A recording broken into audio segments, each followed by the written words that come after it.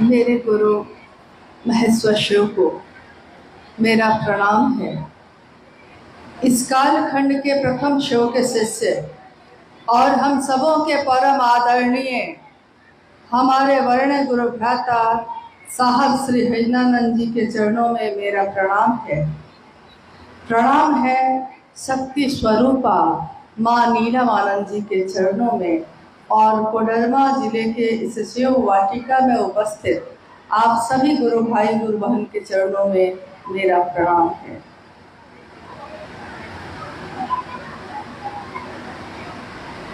हम सबका सौभाग्य है कि आज अपने गुरु शिव के लिए यहाँ आप सबों के समक्ष आने का मौका मिला और इस शिव वाटिका से, इस हॉल से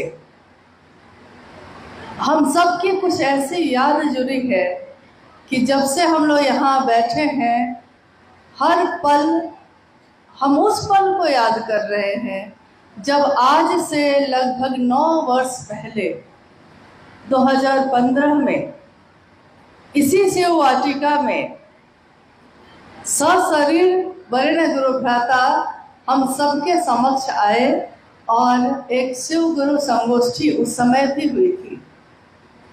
आज भी सूक्ष्म रूप में हम सब उनके साथ ही यहाँ उपस्थित हैं और उन्हीं के दिए हुए इस संदेश शिव मेरे गुरु हैं आपके भी हो सकते हैं, इस संदेश को लेकर आप भी चल रहे हैं, हम सब भी चल रहे हैं। यानी हम सब के मन का संकल्प भी एक ही है। और इस हॉल में उपस्थित साहब ने उस दिन कहा था कि कोडरमा जिले में महादेव का काम आप लोग के द्वारा बढ़े, मैं इसकी शुभकामना देता हूँ। मेरे गुरु शिव का ये आशीर्वाद है, ये दया है कि वो यहाँ इसको बढ़ा ले। और आज जब हम लोग इस जिले की स्थिति को देखते हैं, काम बढ़ जाना, महादेव के काम का विस्तार हो जाना, ये तो महादेव की दया से ही होता है। और उसके साथ साथ एक निष्ठ बने रह जाना, मतलब दिल दिया है एक को तो उसी के हो जाना जीवन भर के लिए, ये भी बहुत जरूरी होता है। नहीं तो पता चलता है कि जीवन भर प्यास में ही घूमते रह गए, प्यासे ही बने रह गए। कभी यहाँ गड्ढा खोदा, यहाँ पानी नहीं मिला तो किसी ने कहा कि चलो वहाँ भी खोद लेते हैं, तो कुछ देर के बाद हम दूसरी जगह भी खुदाई शुरू कर देते हैं। नतीजा होता है कि कहीं से भी पानी नहीं मिलता और प्यास नहीं बुझती। इसलिए बहुत जरूरी है कि एक विचार पे खड़े रह जाना, जिसके बारे में आपने अभी सुना है थोड़ी देर पहले। शिव शिष्यता की व्याप्ति, उसकी पृष्ठभूमि और उसका प्रयोजन क्या है, क्यों शुरू हुई ये शिव गुरु चर्चा। क्या शिव इससे पहले भगवान नहीं थे? भगवान थे, लेकिन मेरे और आपके नहीं थे। क्या इससे पहले शिव की पूजा नहीं होती थी? होती थी, लेकिन मेरे दिल के धड़कनों में वो नहीं धड़कते थे। पूजा कर्म कांड में ही शामिल रह गई, हमारे दिल तक वो प्रवेश नहीं कर सकी। लेकिन आज हम कुछ भी नहीं करते, कोई कर्म कांड नहीं। सही कहा कि कोई शास्त्र नहीं पढ़ा हम लोगों ने, कोई उपनिषद और पुराण और वेद नहीं पढ़े हमने। जाना है कि ऐसी किताबें हैं, लेकिन पढ़ने का मौका नहीं मिला और कभी पढ़ने नहीं आया। पढ़ा भी है तो अब दिल में महादेव के प्रति ही आकर्षण इतना ज़्यादा है कि दूसरी चीज़ें अब अच्छी ही नहीं लगती। लेकिन उन चीज़ों में भी हम ढूंढते भी हैं तो किसको? शिव को, महादेव को, कि मेरे महादेव के लिए उसमें क्या लिखा हुआ है। तो आज 1974 में शिव को गुरु मानने के बाद साहब श्री के द्वारा जो यात्रा शुरू हुई, वो आज 2024 में हम लोग खड़े हैं। ये यात्रा अनवरत चल रही है, विस्तार पा रही है, फैलती ही जा रही है, बढ़ती ही जा रही है। इसकी गति भी तीव्र होती ही जा रही है। अभी आप लोग इस हॉल में 9-10 बजे से तो जरूर बैठे होंगे। स्वाभाविक है, प्यास भी लगती है, बाहर भी जाना पड़ता है।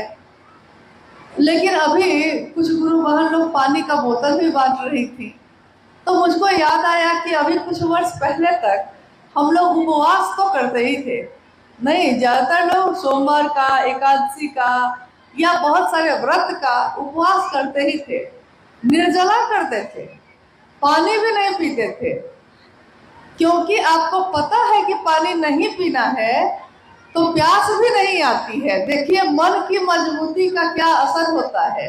मन को अगर पता हो कि पानी आज हमको नहीं पीना है तो मन एक कोने में जाके बैठ जाता है, पानी नहीं मांगता, प्यास नहीं लगती उसको, क्योंकि उसको पता है कि पानी पीना नहीं है। लेकिन अभी हम लोग बैठे हैं तो मन को हम लोगों ने एक तरफ, एक कोने में नहीं किया है, तो हमको जो जो मन में आ रहा है हम सब वो काम कर रहे हैं। हल्ला भी कर रहे हैं, बोल भी रहे हैं, हलचल में भी हैं, पानी भी पी रहे हैं, सब कुछ कर रहे हैं। लेकिन आप सोचिए कि अगर हमारे मन में कोई एक भाव, कोई एक विचार बहुत तेज, बहुत गहरा हो जाता है तो बाकी चीजें हम भूल जाते हैं। आइए हम लोग बात करते हैं जो इस संगोष्ठी का उद्देश्य है। ये बहुत कीमती वक्त है, हमारा भी और आपका भी। वक्त हमेशा कीमती ही होता है, बेशकीमती होता है। कहिए कि महादेव की बनाई हुई हर चीज बेशकीमती होती है। एक बार एक व्यक्ति ने कहा, कुछ लोग बैठे हुए थे, उन्होंने देखा कि एक व्यक्ति भागा जा रहा है, दौड़ा जा रहा है नदी की तरफ। तो 2-4 लोग उसके पीछे दौड़े, क्या बात है, क्यों दौड़े भागे जा रहे हैं। उस व्यक्ति ने कहा कि अब मैं आज मर जाऊंगा। क्यों? क्योंकि मेरे जीवन में कुछ नहीं है, मेरे पास 1 रुपया नहीं है, मैं ना खा पा रहा हूँ, ना अपने परिवार को चला पा रहा हूँ, और कष्ट ही कष्ट है, दुख ही दुख है, इसलिए आज मैं जीवित नहीं बचूंगा, नदी में कूदकर अपनी जान दे दूंगा। एक व्यक्ति ने कहा कि ऐसा करते हैं कि यहाँ एक बहुत अमीर व्यक्ति रहते हैं कि जब तुम अब मर ही जाओगे तो ऐसे भी तो तुम्हारा देह जो है खत्म हो जाएगा। तो उस व्यक्ति ने कहा कि हाँ, खत्म तो हो जाएगा, जब मर ही जाएंगे हम तो मेरा शरीर तो खत्म हो गया ना, फिर तो उसकी कोई उपयोगिता है नहीं। तो उस व्यक्ति ने कहा कि ठीक है, जब मर ही जा रहे हो तुम तो ऐसा करो कि हमको पैसे की बहुत ज्यादा जरूरत है, तो तुम्हारी जो आंख है उसको अगर हम बेच देंगे तो हमको कुछ पैसा मिल जाएगा, तुमको तो ऐसे भी मरना ही है, तो अपनी आंख जरा मुझको दे दो ताकि मैं बेच लूं। तो एक बहुत अमीर व्यक्ति का बेटा था जिसको आंख नहीं थी, वो चला गया उसके पास, और वहां जाकर वो कहने लगा कि ये व्यक्ति अपना जीवन खत्म करने जा रहे हैं, तो इनसे मैंने कहा कि अपनी आंख जो है आपके बेटा को दे दे, तो इसके बदले में आप क्या कीमत देंगे। जो सामने व्यक्ति था वो काफी अमीर था, लेकिन बेटे को आंख नहीं थी, तो वो किसी भी कीमत पे लेने के लिए तैयार हो गया। उसने कहा कि जो कीमत मांगेगा 100 कीमत मैं दूंगा, लेकिन बस आंख मिल जाए। अब अभी जो व्यक्ति अभी अपना जान देने जा रहा था, आत्महत्या के लिए दौड़ा जा रहा था, उसको लगा कि मेरी आंख इतनी कीमती कैसे हो गई। तो उसने कहा कि कितना देंगे, तो उसने कहा कितना चाहिए, 10 लाख, 5 लाख, 1 करोड़ चाहिए, क्या चाहिए, जो मांगोगे सो दूंगा। तो उस व्यक्ति को लगा कि जब मेरी एक आंख इतनी कीमती है तो हम ये क्या करने जा रहे थे। यानी एक ऐसी चीज जो बेशकीमती है, जिसकी कीमत दुनिया में नहीं लगाई जा सकती, शिव की बनाई हुई हर चीज बेशकीमती है। चाहे वो मेरा शरीर हो, चाहे वो मेरी आंखें हो, चाहे वो आकाश हो, चाहे वो हवा हो, अग्नि हो, जल हो, मिट्टी हो, यानी कि हर चीज बेशकीमती है। अब आप ये बताइए कि शिव की शिष्यता की कीमत क्या है। हर चीज की धरती पे, इस जगत में कीमत होती है, हर चीज की कोई ना कोई कीमत होती है। शिव को गुरु मानना, शिव का शिष्य बन जाना, इसकी कीमत क्या है। अभी जब अनु भैया आप लोगों से बात कर रहे थे तो उन्होंने एक प्रश्न पूछा, तो आप सबने हाथ उठाए थे अपने। प्रश्न ये था कि शिष्यानुभूति एक छोटी सी किताब है जो सन 1990 के दशक में साहब हरिनानंद जी ने लिखी थी और उसको छपवाया गया था। छपवाने के बाद उसको लोगों में वितरित किया गया, दिया गया, ताकि वो भी पढ़े इस चीज को। और अभी अभी अनुभैया ने आपसे जब पूछा कि क्या शिष्यानुभूति आपने पढ़ी है, तो कुछ लोगों को छोड़ के ज्यादातर लोगों ने हाथ उठाए थे। हालांकि मुझको विश्वास नहीं हुआ कि इतने लोगों ने शिष्यानुभूति पढ़ी है, क्योंकि अगर शिष्यानुभूति क्या है, शिष्यानुभूति शिव शिष्य हरिंद्रानंद जी के दिल की आवाज है, उनकी अपनी अनुभूति है, जो उनको गुरु मानने के बाद, शिव को गुरु मानने के बाद मिली। उस अनुभूति को उन्होंने उस किताब में लिख दिया है।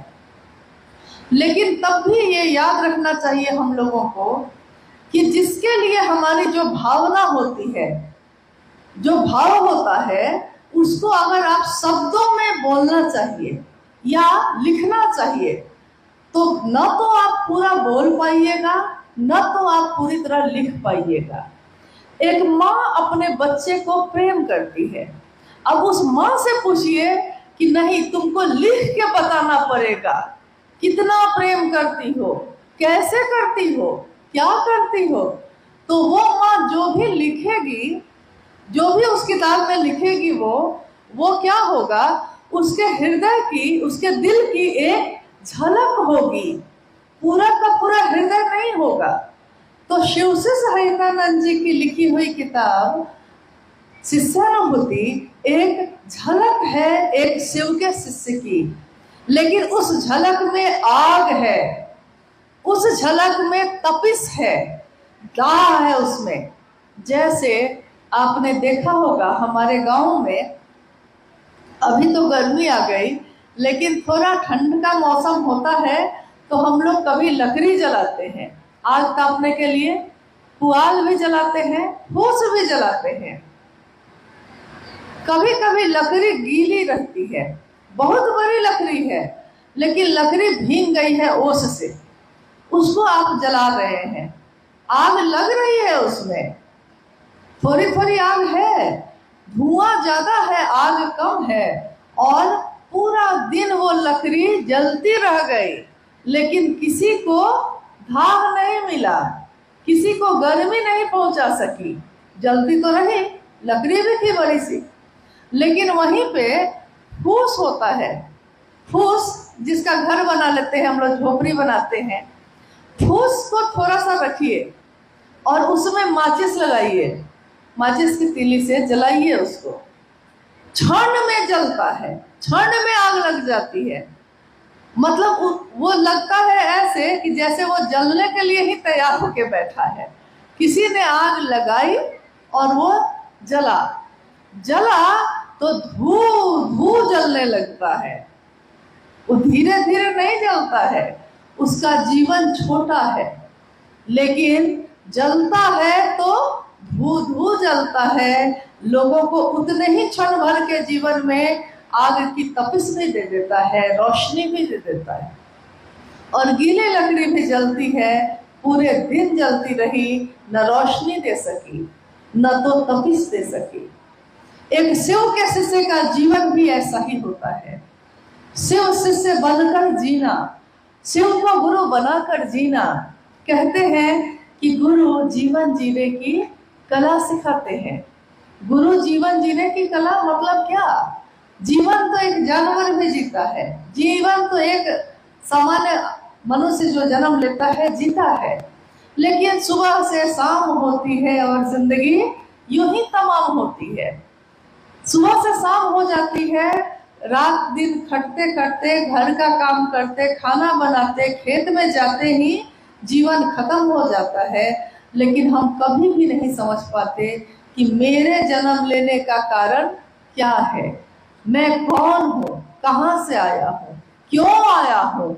जब लाखों लोग इस धरती पे थे ही तो मैंने भी क्यों जन्म ले लिया? लाखों लोग तो थे ही, और भी आ जाएंगे तो क्या हो जाएगा। लेकिन गुरु शिव जब होते हैं तो वो पूरे जीवन को जीने की कला सिखा देते हैं। अब उसी जीवन में दुख है, सुख है, कष्ट है, परेशानी है, लेकिन उस जीवन में हमारे होठों पे मुस्कान है। सुख और दुख सब है, परेशानियां भी हैं, जो चीजें पहले थी वो अब भी है, लेकिन जीवन बदल गया क्योंकि हमारा मन बदल गया, हमारा अंतर बदल गया। तो जब इनर अंतर बदल जाता है तो आदमी में परिवर्तन होता है। जब उसका अंदर का जो व्यक्तित्व है वो बदलता है तो उसके बोली में, उसके आचरण में ये सारी चीजें परिलक्षित होती हैं, दिखाई देती हैं। और क्या बदल जाता है ऐसा? क्योंकि हम लोगों ने कोई ज्ञान नहीं लिया है, न तो गणित पढ़ा है, न तो विज्ञान पढ़ा है, कुछ भी नहीं जाना है। ये मंच भी है तो इस पे कोई विद्वान नहीं है, ये तो गुरु का मंच है और इस मंच पे शिष्य लोग बैठे हैं, अपने गुरु की बात कर रहे हैं। कुछ भी बदला नहीं है, बस इतना ही हो गया कि जिस जीवन में हम बात ही करते रहते थे, हमेशा बात करते रहते थे, खेत पे गए हैं तब भी बात की है, लेकिन किस बारे में? खेत पे गए हैं खेत का खुराई करने, उसमें पौधा लगाने, लेकिन जितनी देर वहां रहे हैं सब कोई काम करते करते, उतनी देर में हम लोगों ने केवल दूसरों की शिकायत की। मेरा पड़ोसी ऐसा करता है, तो मेरी ननद ऐसा, तो मेरी भाभी ऐसी, मेरी बहू ऐसी, तो बहू वहीं पे दूसरे खेत में बात कर रही है कि मेरी सास ऐसी। मतलब कि हम बात तो बहुत करते थे पहले भी, लेकिन हमारे बात का विषय क्या था? विषय ये था कि हम दूसरों के बारे में केवल खराब बोल रहे थे। क्या बोल रहे थे? कि वो खराब है, कि वो अच्छा है। लेकिन जिसके बारे में हम बोलते थे वो सुनता नहीं था, वो तो वहां नहीं रहता था। लेकिन हम बोल रहे हैं तो बोल कौन रहा है? जो बोल रहा है वही सुन भी रहा है। तो इसका असर ये होता था कि हमारे जीवन पे भी इस बात का असर था, जीवन में भी वही चीजें होती थी। कभी कभी आपके साथ ऐसा हुआ होगा कि कभी ऐसे व्यक्ति आपके जीवन में आते हैं कि उनको देख के आप कहते हैं कि देखा इसका चेहरा कैसा है, तो दूसरा पूछता है क्यों, कैसा है? तो लगता है ना कि अंदर से बहुत ही खराब आदमी है। तो दूसरा बोलता है कि अरे कितना सुंदर चेहरा है। पहला बोलता है चेहरा सुंदर है, लेकिन इसका मन का जो गंदगी है ना, ये इसके चेहरे को खराब कर दिया है। यानी कि मन अगर साफ है तो काला और कुरूप व्यक्ति भी सुंदर लगता है, और मन अगर खराब है किसी का तो गोरा और सुंदर आदमी भी खराब लगता है। यानी मन तो हर जगह महत्वपूर्ण है। उसी मन में साहब हरिंदर जी ने शिव का प्रवेश करवाया। उन्होंने कहा शिव आज भी गुरु हैं, शिव जो भगवान है वो हमारे आपके अपने गुरु हो सकते हैं। अब आपने सुनी शिव शिष्टता की पृष्ठभूमि, जिसमें आपने सुना कि साहब ने चमत्कार सीखने के लिए शिव को गुरु बनाया था। बात तो सही है, लेकिन उनके जीवन में कुछ समय के बाद आकाशवाणी हुई, एक आवाज आई जो जिसके बारे में आपने किसी न किसी से सुना होगा। आवाज ने कहा, उनसे पूछा कि तुम क्या करते हो। और ये देखिए कितना महत्वपूर्ण है ये वाकया कि साहब खुद बताते हैं कि जब आवाज आई, आकाशवाणी आई और उस आकाशवाणी ने मुझसे पूछा कि तुम क्या करते हो। साहब कहते हैं कि मैं उस समय लौकिकता में डिप्टी कलेक्टर था, मधेपुरा में पोस्टिंग थी मेरी। जैसे आपसे कोई पूछे कि भाई आप क्या करते हैं, पहला उत्तर आपका क्या होगा। कोई आपसे पूछे कि आप क्या करते हैं तो आप क्या बोलिएगा। जो डॉक्टर है वो कहेगा कि हम डॉक्टर हैं, कोई शिक्षक है तो कहेगा कि हम मास्टर हैं, कोई इंजीनियर है तो कहेगा कि इंजीनियर है, कोई घरेलू कामकाज की देखभाल करता है तो वो गुरुवान कहेगी कि हम घर को देखते हैं, घर की देखभाल करते हैं। यानी कि पहला प्रश्न का उत्तर जो पहला होगा वो ये होगा कि हम इस धरती पे क्या करते हैं। तो साहब ने कहा कि जब आवाज आई कि तुम क्या करते हो तो मेरे मुंह से क्यों निकला ये मैं नहीं जानता हूं, लेकिन मेरे मुंह से उत्तर निकला, शिव शिष्य बनाता हूं। तुम क्या करते हो तो मैं शिव शिष्य बनाता हूं। देखिए साहब कह रहे हैं कि मैं ये क्यों नहीं बोल पाया उस दिन कि डिप्टी कलेक्टर हूँ, प्रशासन का काम देखता हूँ, बिहार सरकार का बड़ा पदाधिकारी हूँ, कुछ भी कहता।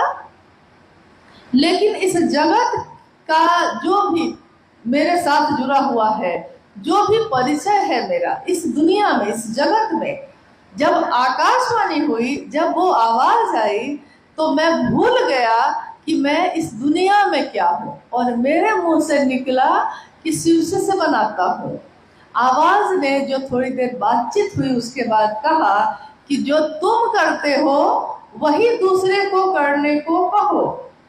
अब साहब कहते हैं कि मैं क्या करता हूँ, तो इसका उत्तर तो उन्होंने खुद ही दे दिया था कि मैं शिव से बनाता हूँ, मैं शिव का शिष्य हूँ और मैं शिव शिष्य बनाता हूँ, यानी दूसरों को कहता हूँ कि आप भी शिव को अपना गुरु बनाइए।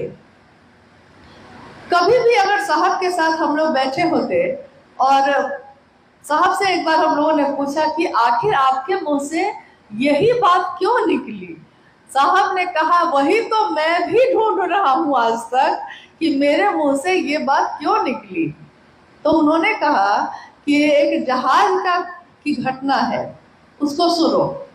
एक पानी के जहाज पे बहुत सारे यात्री बैठे थे और जहाज जो था पानी में जा रहा था। पानी का जहाज पानी में चल रहा है, अब बहुत गहरा है, समंदर है, सागर में चल रहा है, समंदर में पानी का जहाज चल रहा है। अचानक एक बच्चा रेलिंग पे लटक के नीचे देख रहा था। अचानक एक बच्चा पानी में गिर गया, फिसल गया, गिर गया। अब जहाज के सारे लोग इकट्ठे हो गए और चिल्लाने लगे बचाओ बचाओ बचाओ, लेकिन कूदने के लिए कोई तैयार नहीं था। तभी लोगों ने देखा कि एक सरदार जी सीधे पानी में कूद गए हैं और बच्चे को बचा रहे हैं। तो लोग उनका जो है साहस बढ़ाने लगे, वाह सरदार जी, वाह वाह वाह, आपने बच्चे को बचा लिया, बचा के ले आइए। सरदार जी बेचारे जैसे तैसे तैरते हुए उस बच्चे को बचाकर जहाज पर लेकर फिर से चढ़ गए। रस्सी लटकाई गई, चढ़ गए जहाज पे। अब लोग जो है सरदार जी की बहुत शाबाशी उनको देने लगे, कहने लगे कि आपने कमाल किया, किसी को साहस नहीं हुआ कूदने का, आप कैसे कूद गए। सरदार जी ने कहा कि मैं भी उसी को ढूंढ रहा हूं कि मुझको धक्का किसने दिया था, इसमें पानी में मुझको धक्का किसने दिया था, मैं भी उसी को ढूंढ रहा हूं, क्योंकि मुझको कूदने का साहस नहीं था, किसी ने मुझको धकेल दिया। जब धकेल ही दिया, गिर ही गया पानी में, तो सोचा कि अपनी जान भी बचा लूं और दूसरे की भी बचा लेता हूं। साहब ने कहा कि यार मेरे साथ भी ऐसा ही हो गया, मुझको नहीं पता कि क्यों किसने मुझसे बुलवा दिया, लेकिन जब बुलवा ही दिया, शिवसी से बनाता हूँ, तो अब मिजाज बना लिया कि जब बोल ही दिया है तो मर्द की जबान है, अब बदलेगी नहीं।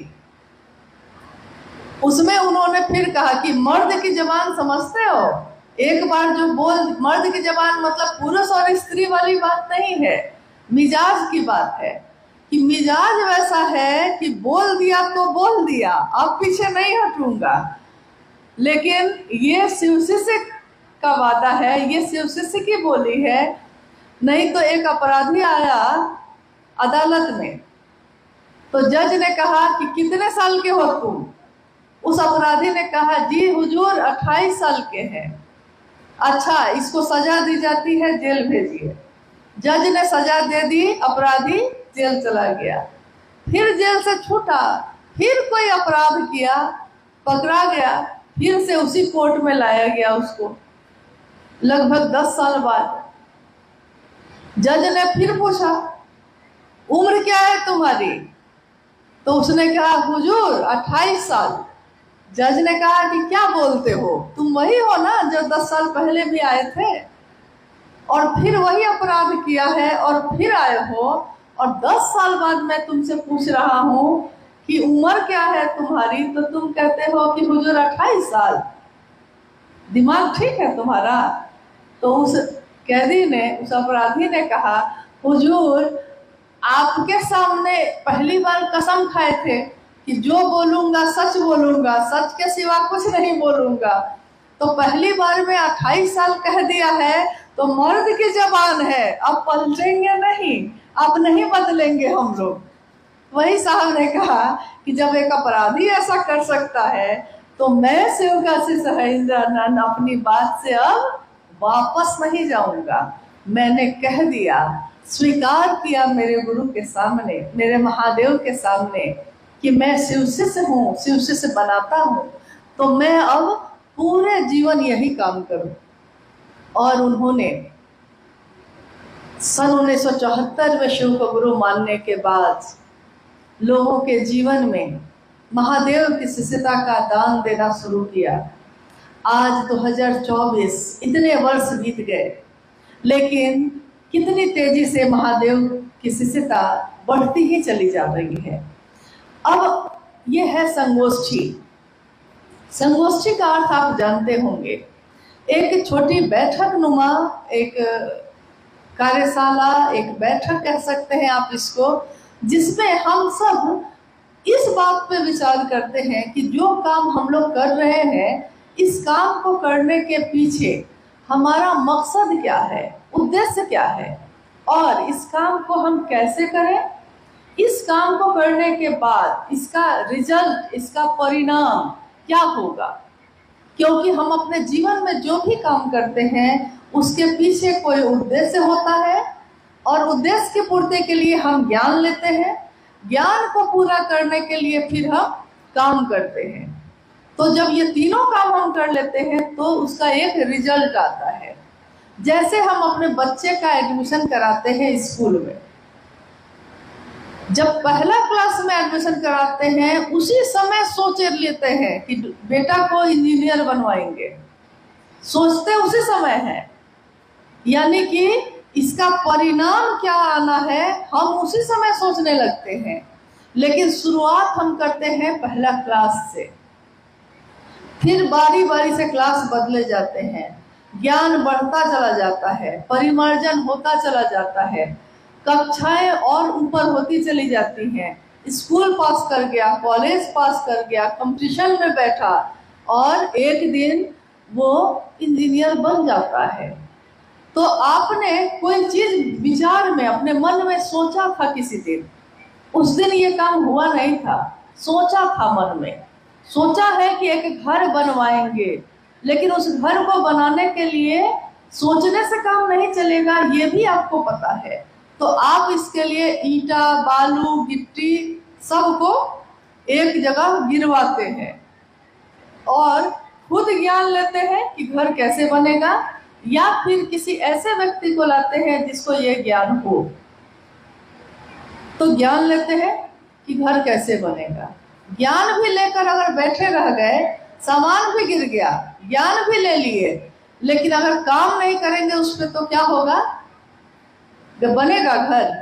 कभी भी बनेगा? नहीं बनेगा।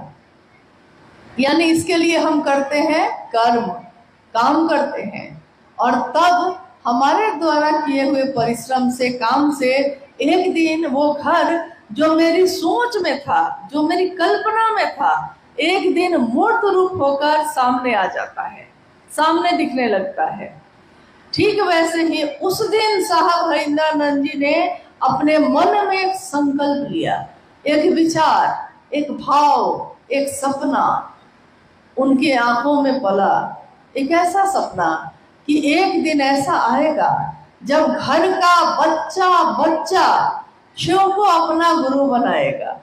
ये एक सपना है जो उनकी आंखों में उस दिन पला था।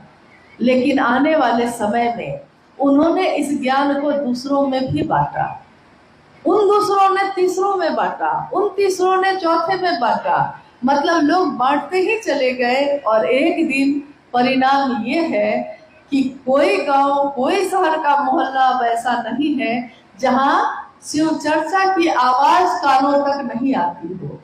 जैसे कोई काम जब बहुत विस्तार पाएगा, जब बहुत ज्यादा बढ़ जाएगा, तब उस काम में कुछ गंदगियां भी शामिल होने लगती हैं।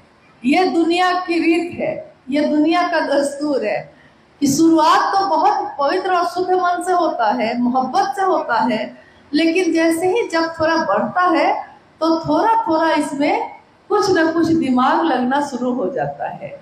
मामला दिल का है और लगने लगता है दिमाग। अब आप बताइए, आप में से कितने लोग ऐसे हैं जिन्होंने कभी भी माँ नीलमानंद जी से शरीर में मुलाकात की है? कभी भी माँ नीलमानंद जी से? अच्छा, आप हैं, और उधर राधा बनकर जी हैं।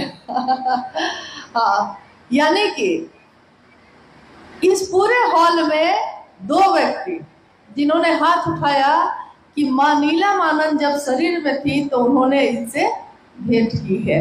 हम लोगों को छोड़ के आप लोग की तरफ से जो है उसमें दो व्यक्ति हैं। अब आप बताइए कि इन दो व्यक्तियों पे कितनी बड़ी जिम्मेदारी है इस बात की कि अब उसके ऊपर है कि वो माँ नीलमानंद जी के बारे में दूसरों को जो बताएंगे वो क्या बताएंगे। अब इनके ऊपर है कि लोग अगर माँ नीलमानंद जी को जानेंगे तो किनके द्वारा जानेंगे? उनके द्वारा जिन्होंने कभी शरीर में रहते उनसे भेंट की है। तो ये आपको बताएंगे कि वो देखने में ऐसी थी, वो ऐसा बोलती थी, वो ऐसा करती थी, वो सिर्फ शिष्यों के लिए इस तरह से काम करती थी। नहीं, तभी हम जानेंगे ना, तभी आप जानिएगा ना, क्योंकि आपने तो अभी उनको देखा नहीं शरीर में। अब साहब हरिंद्रानंद जी को सशरीर, मतलब शरीर में रहते हुए कितने लोग ऐसे हैं जो उनसे भेंट किए हैं? अच्छा, ज्यादातर लोग हैं, कुछ लोग होंगे जो नहीं मिल पाए होंगे, ज्यादातर लोगों ने भेंट की है, मिले हैं। अब बोलिए कि आप लोगों के ऊपर कितनी बड़ी जिम्मेदारी है इस बात की कि साहब हरिंद्रानंद जी ये कौन है, ये क्या देने आए थे जगत में, और क्या चाहा है इन्होंने, अब नए आने वाले लोगों को आपको बताना है। तो आप क्या बताएंगे? आप तभी बता पाएंगे जब आप खुद उनके बारे में जानेंगे। जब तक हम आपके बारे में नहीं जानेंगे, हम आपके बारे में क्या बता सकेंगे? अब है कि महादेव से किसकी किसकी भेंट हुई है? महादेव से भी भेंट हुई है किसी की? नहीं, महादेव से भेंट हुई है इसके लिए कोई हाथ नहीं उठ रहा है। किसी की भेंट नहीं हुई। भेंट कैसे होती है? भेंट वैसे होती है कि दिल से दिल का मामला है। ये मन से किसी से मिलते हैं आप, तो मन से ही कोई अपना जो शरीर में है वो भी, जो शरीर में नहीं है वो भी मन से ही मिलेगा। महादेव से भी आप मन से ही मिले हैं। तो इतना साहस नहीं हुआ कि कम से कम कहते हैं कि अरे झूठा ही सही, पल भर के लिए कोई हमें प्यार कर ले, झूठ ही सही, लेकिन झूठ झूठ भी अगर कहिएगा ना, अच्छी बात कहिएगा तो मन को अच्छा ही लगता है। जैसे कोई आया है, अब आ गया है आपके घर में, आप उसको याद नहीं कर रहे थे, लेकिन सामने आया तो बोलते हैं आप, अरे देखिए आप आ गए, अभी अभी आप ही को याद कर रहे थे। तो सच्चाई तो ये है कि आप याद नहीं कर रहे थे, लेकिन झूठ ही बोला है कम से कम, तो सामने वाले को तो सुख दिया ना आपने, खुश हुआ, सच में हमको याद कर रहे थे, बड़ा खुश हुआ। हाँ, तो महादेव को कम से कम झूठा ही सही कह देते अभी आप कि हाँ हम सब मिल लिए हैं, नहीं। तो महादेव से हम मिल सके इसके लिए है ये तीनों सूत्र, शिव को गुरु बनाना और ये तीनों सूत्र करना। यानी कि शिव की शिष्यता की पृष्ठभूमि क्या है? पृष्ठभूमि ये है कि आगे आने वाले लोग जो जगत में आएंगे वो शिव को अपना गुरु बनाएंगे। कैसे, कौन सी विधा काम करेगी?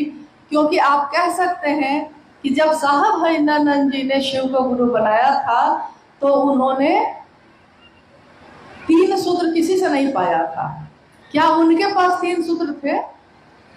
क्या साहब हरिनंदन जी के पास सन 1974 में जब उन्होंने शिव को गुरु बनाया तो साहब हरिनंदन जी के पास 3 सूत्र थे? नहीं थे। लेकिन जिसके पास 3 सूत्र नहीं होगा और कोई बताया भी नहीं है, वो करेगा क्या? करेगा क्या? पहला सूत्र कहता है कि अपने गुरु शिव से दया मांगिए, मन ही मन। यहाँ भी मन से कहा गया, मन ही मन अपने गुरु शिव से दया मांगिए। तो हम मन ही मन महादेव से दया मांगते हैं। कोई शिव का शिष्य होगा और कोशिश करेगा और कोई काम नहीं होगा, फिर कोशिश करेगा, नहीं होगा, क्या करेगा तब?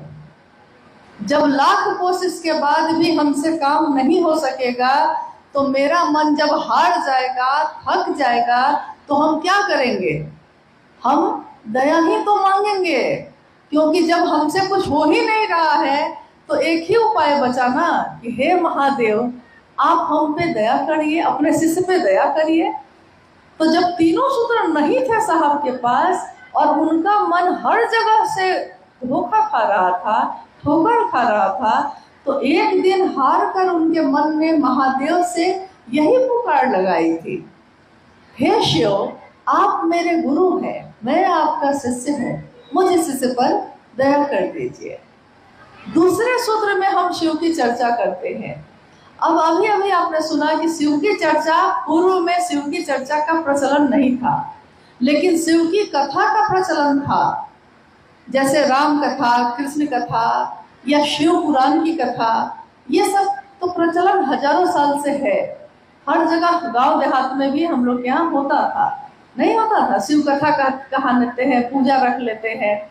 लेकिन शिव चर्चा ये शब्द जो है ये कब आया? जब शिव शिष्यता की व्याप्ति होने लगी, शिव शिष्यता बढ़ने लगी, शिव की चर्चा का विस्तार होने लगा, तो साहब ने ये बात कही कि ये क्या है, ये जो बातचीत है आपस की, इसको क्या कहते हैं? इसको कहते हैं शिव चर्चा। अब साहब कहते हैं कि मेरे गुरु शिव ने इतना ही कहा था कि तुम जो करते हो दूसरे को करने को कहना। अब उन्होंने ये नहीं कहा था कि शिव की चर्चा करने में फोटो भी लगाना, प्रसाद भी चढ़ाना, नाच गाना भी करने लगना, नहीं, बाजा भी लगाइए लेना। ये सारी बात तो मेरे गुरु महादेव ने नहीं कही थी मुझको। उन्होंने तो कहा था कि हर व्यक्ति से बात करे, क्योंकि बात करने से ही सबसे ज्यादा सामने वाला आपकी बात को ग्रहण कर सकेगा, सुन सकेगा। बाजा लगाना गलत नहीं है, आपको जरूरत है बाजा लगाइए। तस्वीर या प्रसाद रखना गलत नहीं है, ये तो प्रचलन हजारों साल से आया है। लेकिन शिव चर्चाओं में जब आप जाते हैं 2 या 3 घंटे के लिए, और उसमें अगर हम ये सारे कर्मकांड करने लगेंगे तो 2 घंटे का समय है। अब उसी 2 घंटा में बारी बारी से सबको चर्चा भी करनी है और मेरे महादेव का कैसे काम बढ़े इस पे भी बात करनी है। तो उसी 2 से 3 घंटे में ये सारे काम करने हैं। अगर आपके पास है ये चीजें आप तो कर लीजिएगा, लेकिन साहब हरिनानंद जी के पास तो बहुत सारी चीजें थी। डिप्टी कलेक्टर ही थे, उनकी पत्नी राजमणि नीलम आनंद राज परिवार की बेटी ही थी। अभी आपने सुना कि मां नीलम आनंद जी का ननिहाल था मसनौडी, इसी कोडरमा जिले में, और काफी समृद्ध परिवार रहा है। तो किसी चीज की कमी थी क्या उनको? वो अगर शिव चर्चा कराते तो क्या क्या रखते वहां? अगर साहब और दीदी माँ शिव चर्चा का आयोजन करें तो उनको क्या क्या रखना चाहिए? उनके पास तो थी ना भाई, सब कुछ, सारी व्यवस्था थी ना। लेकिन उन्होंने कभी भी ऐसा नहीं किया। उन्होंने ऐसा किया जो गरीब से गरीब आदमी भी जिस काम को कर सकता हो। यानी राज परिवार की बेटी, डिप्टी कलेक्टर की पत्नी अखबार बिछाकर जमीन पर बैठी। क्यों? उनके लिए तो सोफा था, वो क्यों बैठी थी अखबार पे उस दिन? इसलिए बैठी क्योंकि अगर वो नीचे बैठेंगी तब नीचे घास पे बैठने वाले लोग, झोपड़ी में रहने वाले लोग तब उनकी बात सुनेंगे। इसके लिए आपको उनके स्तर पे बैठना होगा, आपको उनके स्तर पे जाके बात करनी होगी, तभी वो आपकी बात को सुनेंगे, तभी वो आपको अपना समझेंगे। और अगर आप कहेंगे कि नहीं ये सारी चीजें भी रखनी है, प्रसाद भी रखना है, फोटो भी रखना है, 500 का बाजा भी लगाना ही पड़ेगा तुमको, अगर बाध्यता होगी तो याद रखिएगा बहुत सारे लोग तो शिव चर्चा करेंगे लेकिन बहुत सारे लोग इससे वंचित हो जाएंगे। और हमको आपको कोई ऐसा काम नहीं करना चाहिए जिससे कोई टूट जाए या कोई छूट जाए, क्योंकि साहब ने हमेशा कहा है कि कोई टूटे नहीं, कोई छूटे नहीं। न कोई टूटना चाहिए मेरी बात से, न कोई छूटना चाहिए। वो भले हमको छोड़ दे, लेकिन मैंने शिव को गुरु बनाया है तो मेरा ये कर्तव्य है कि मेरे तरफ से ये काम नहीं होना चाहिए। अब मैंने कहा कि ये संगोष्ठी है, तो आइए हम लोग कुछ जिज्ञासाओं पे बात करते हैं। एक सामान्य जिज्ञासा है बहुत गुरु बहनों के तरफ से, इस पर भी रखा दीदी बात भी की है। जिज्ञासा है कि दूसरे प्रकार के सत्संग में वहाँ के लोग नाचते और झूमते थे, क्या दीदी शिव चर्चा में हम लोग भजन के क्रम में नाच और झूम सकते हैं कि नहीं? दीदी का इस पर बोली है, लेकिन हम दीदी से पुनः निवेदन करेंगे। अच्छा। कि प्रश्न है यदि आप लोगों का कि दूसरे प्रकार के सत्संग में वहाँ के लोग नाचते और झूमते हैं, क्या शिव चर्चा में हम लोग नाच और झूम सकते हैं कि नहीं? दीदी से हम लोग आप इस संगोष्ठी में बैठे हैं, शिव चर्चा ही हो रही है यहाँ पे, लेकिन गीत भी हुए हैं, संगीत भी बज रहे हैं, लेकिन क्या हम में से कोई उठ के झूम रहा है? कोई नृत्य कर रहा है क्या?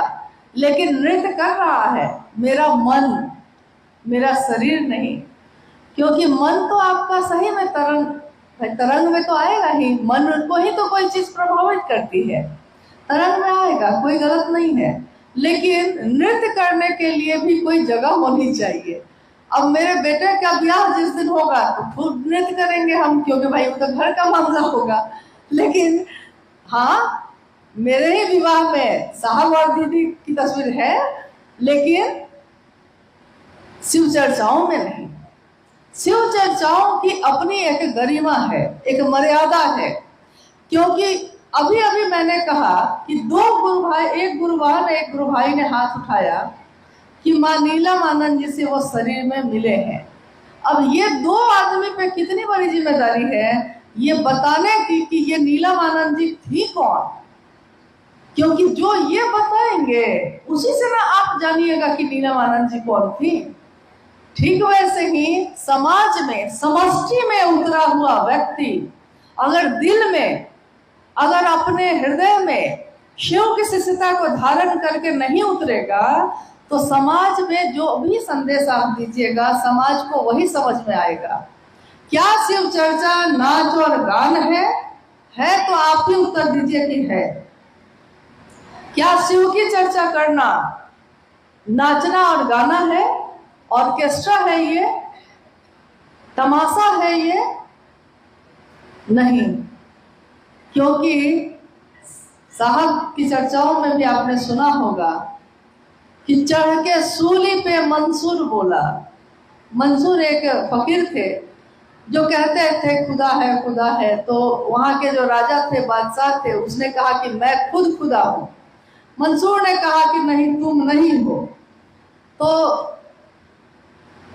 बादशाह को गुस्सा आया और उसने कहा कि सारे लोग मेरी पूजा करेंगे कि मैं खुदा हूं, लेकिन एक अकेला मंसूर जो है मानने को तैयार नहीं था, और जो ऐसा करता था उसको फांसी की सजा होती थी, सूली पे चढ़ा दिया जाता था।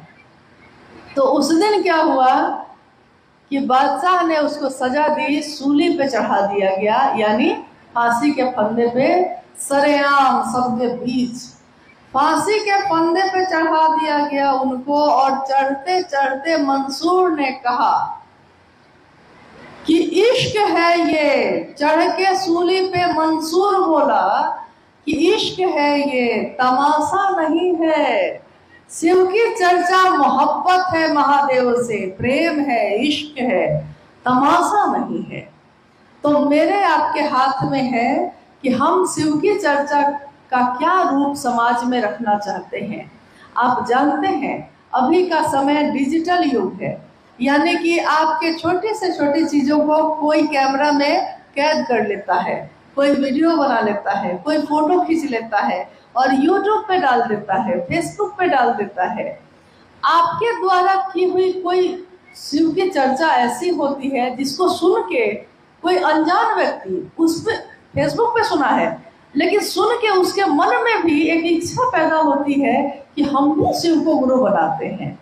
लेकिन वहीं पे कहीं पे अगर नाच गाना हो रहा है और उसका वीडियो भी बना के किसी ने डाल दिया है, तो अभी कुछ दिनों पूर्व एक पत्रकार ने फोन पे वार्ता के क्रम में मुझसे पूछा कि आपका नंबर बहुत मुश्किल से मिला मुझको, क्योंकि मैं इस पे सर्च कर रहा हूँ कि पिछले 10-20 वर्षों के बीच में ये शिव की चर्चा बहुत ज्यादा बढ़ती चली जा रही है।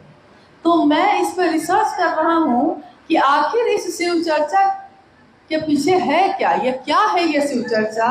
तो मैंने गूगल पे और यूट्यूब पे खोजना शुरू किया, तो उसने जो खोजा तो उसमें शिव चर्चा क्या है, तो शिव चर्चा में उस तरह का वीडियो सामने आ गया जिसमें कहीं पे किसी के घर में घरेलू साप्ताहिक चर्चा में कोई उस पे डांस कर रहे हैं, कुछ लोग, कुछ गुरुबाने उस पर नृत्य कर रही हैं। तो उसने सोचा कि शिव चर्चा मतलब एक ऐसी चीज जो घर में लोग इकट्ठे होते हैं, गाना बजाना करते हैं और नाच गान करते हैं। अब आप सोचिए कि कहाँ से उससे सहजानंद जी की ये कल्पना कि जीव शिव हो सकता है, और कहाँ एक पत्रकार की नजर में जब वो सर्च कर रहा है तो उसको वीडियो सामने आ रहा है कि शिव चर्चा नाच गाना है।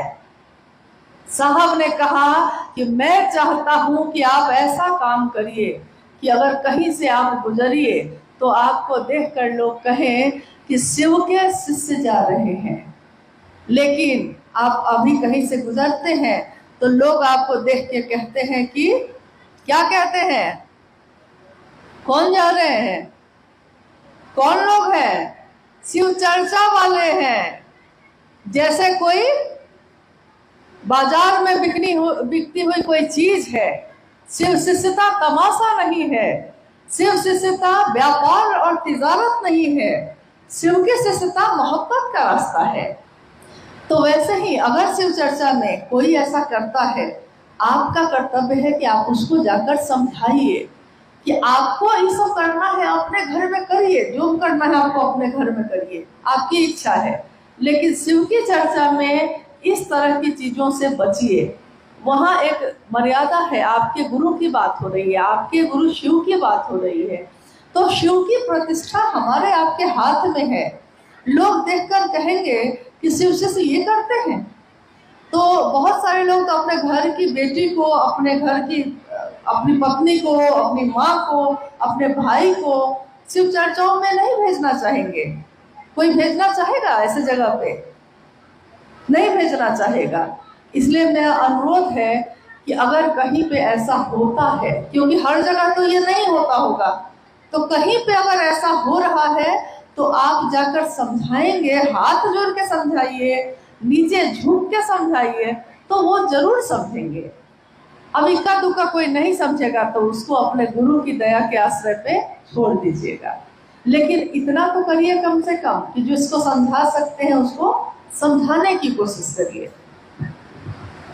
ऐसा तो बहुत है, समय भी धीरे धीरे अपने गति से बढ़ रहा है, लेकिन हम चाहेंगे दीदी से कुछ प्रश्न। बहुत सारे लोगों की जिज्ञासा आई कि शिव की शिष्यता क्रांति नहीं है, जागरण है। कृपया दीदी समझाने का कष्ट है। शिव की शिष्यता क्रांति नहीं है, एक जागरण है। साहब से इस पर कुछ कहा है, दीदी से लोग सुनना चाहते हैं। देखिए, उसी शिष्यानुभूति किताब में एक पंक्ति है कि शिव की शिष्यता क्रांति नहीं, एक जागरण है व्यक्ति के आध्यात्मिक एवं मानसिक तल का। आध्यात्मिक यानी जो ईश्वर की तरफ चलने का रास्ता दिखाए, मानसिक यानी जो मेरे मन में चलता है लगातार। मन क्या है? तो मन विचार को पैदा करने की मशीन है, एक अदृश्य मशीन, दिखाई नहीं देती, लेकिन जो दिखाई नहीं दे रहा है वो हमको आपको नचाए हुए है, यानी दिखाई कहीं नहीं दे रहा है। लेकिन मन, आप कहते हैं कि मन दुखी है, आप कहते हैं कि मेरा मन आज बहुत खुश है, यानी कि वो मन अगर दुखी है तो आपका शरीर भी ठीक है, अगर मन सुखी है तो शरीर ठीक है, मन दुखी है तो शरीर भी शिथिल है, यानी कि वो मन आपको नचाए हुए है। आज मन को ये अच्छा लग रहा है, आज मेरा मन ये करने का नहीं है, मन आपको घुमाए हुए है। तो मन के जागरण का, उसी मन पे, उसी मन में जागरण की विधा है शिव की शिष्यता। क्रांति का अर्थ होता है कि कोई एक चीज है और दूसरी चीज आप बदल के ले आए हैं। जैसा आपने सुना होगा कि अंग्रेजों का जब शासन था तो देश में क्रांति हुई। किस लिए हुई थी क्रांति? हुए आंदोलन हुआ, किस लिए? कि अभी जो अंग्रेजों की सत्ता है वो बदलना है, उसको हटाना है और भारत के लोगों को ले आना है। यही ना क्रांति का अर्थ, यही है कि एक जो शासन है उसको बदल के दूसरे को ले आना। लेकिन शिव की शिष्यता तो ये नहीं है, शिव की शिष्यता तो शुरू से है।